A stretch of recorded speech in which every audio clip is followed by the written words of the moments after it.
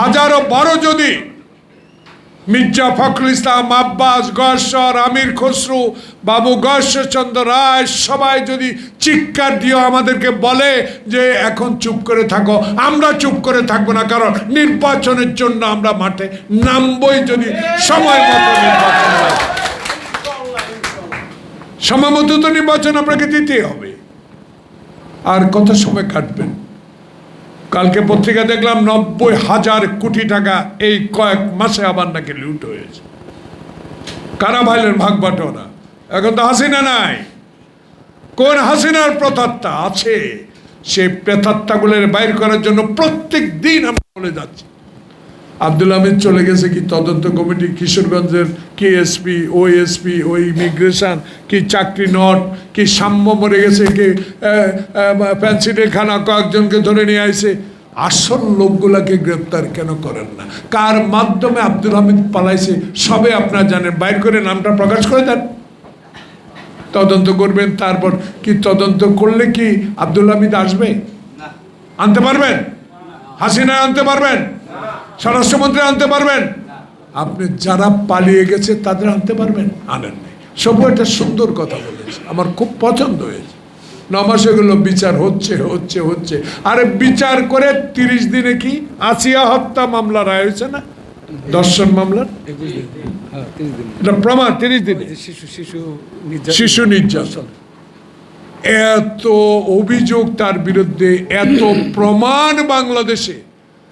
আর এক কথায় তো বিচার, যেদিন হেলিকপ্টারে করে 14 না 20 সুটকেস ডলার নিয়ে পালাই গেছে, ওইটার বিচারে তো তাকে রায় আরো আগে দেওয়া যেত।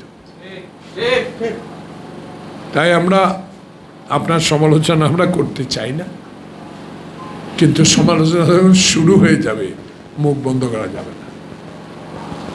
সে মুখ রক্ষা করার জন্য, আপনার অর্জন রক্ষা করার জন্য, আপনি বিশ্বের দরবারে একজন গ্রহণযোগ্য ব্যক্তি যেটা পরিচিতি লাভ করেছেন, বাংলাদেশের 18 কোটি মানুষ আপনাকে যে আপন জন হিসাবে বেছে নিয়ে এই সরকারে বসিয়েছে, তাদের সম্মান রক্ষার জন্য আপনাকে এক্ষুনি এই মুহূর্তেই, এই সময়ের মধ্যেই আপনাকে নির্বাচনের তফসিল ঘোষণা করতে হবে। অনেকে বলে নির্বাচন বলতে বলতে নাকি আমাদের নেতাদের মুখে দিয়ে থুতু বাইর হয়। আরে আমরা তো নির্বাচনের কথা বলি, আপনারা তো অনেকে তো নির্বাচনের কামে শুরু করে দিয়েছেন, অনেকে তো প্রার্থীও ডিক্লেয়ার করছেন, করছে না? আমরা তো ইনশাল্লাহ আমাদের এক এক নির্বাচন এলাকায় এই ডাইনে বামে যারা আছে ইনশাল্লাহ এক এক নির্বাচন গেলে 20 জন আছে না? সেটা ঠিক করবে নেতা। কিন্তু আমাদের বক্তব্য হলো আগে নির্বাচনটা দেন, সেই নির্বাচনে আমরা যারা অতীতে হাসিনার বিরুদ্ধে রাস্তায় লড়াই করেছি, যারা পল্টনে 28 তারিখে উপস্থিত হয়েছি, যারা গোলাপবাগে পায়ে হেঁটে মাইলকে মাইল উপস্থিত হয়েছি, যারা যাত্রাবাড়ি থেকে গাবতলী পর্যন্ত পুলিশের রক্ত চক্ষু উপেক্ষা করে জমায়েত হয়ে লড়াই করে এই সরকারের বিরুদ্ধে আন্দোলন করেছি, তাদের কথা যদি না শোনেন, শুনবেন কার কথা? শুনবেন কার কথা? এসব শুনে কোনো লাভ নাই। আসুন আপনার সম্মানে আপনি সম্মান নিয়ে থাকেন।